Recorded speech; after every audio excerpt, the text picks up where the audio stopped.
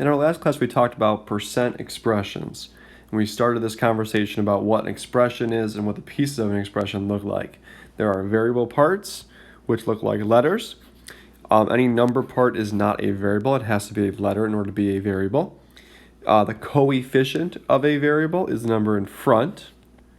A constant would be a number by itself. So here it says constants. That would just be a number by itself. So any combination of variables, constants, coefficients, and operators are like the plus, minus, multiplying, and dividing symbols. Any combination of those make up an expression. So these are all examples here of expressions. Things with equal signs are obviously not expressions, those are equations.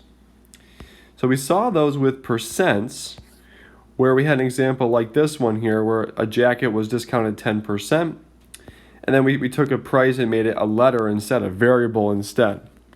So normally it'd be 0.10 for 10% times the cost to represent the discount. So same kind of thing here, 10% of the cost, just this time the cost is a letter, J.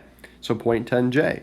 So then the new cost, the sale price after the discount, would be taking away that discount from the original.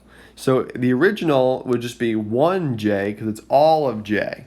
So if we do 1J, take away 0.10 of J, you actually end up with 0.9J left because 1 minus 0.10 would be 0.9. And this makes sense, hopefully, because 100% take away 10% would just be 90% of J, which is what we have right here because you're discounting it by 10%. Similarly here, if we're doing 20%, of G, looks very similar to before, just 0.20G. If we're talking about a markup, then we're adding it, not subtracting it. So it'd be 100% plus the 20%, which is 120% of G, which is the G plus the 0.2G, which is why it's a 1.2. And 120% is the 1.2.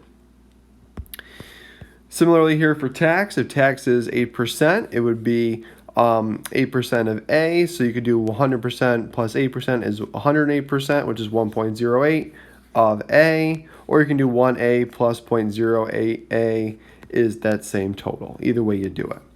And we do this page here of, again, just following the pattern, using numbers to start off with first, and then talking about variables here for the percent expression, so using X for the number of dollars, and then N, and then X for the dollars as well. The big thing is just to remember, are you adding or are you subtracting? So taxes and markups are going to be adding, tip would be adding, a discount obviously would be subtracting. That's why you see down here this example is subtracting, whereas these two were adding.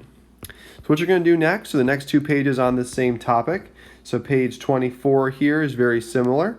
So go ahead and do this page 24 and then page 25. Again, very similar to the other pages. Go back and look at those pages if you need to.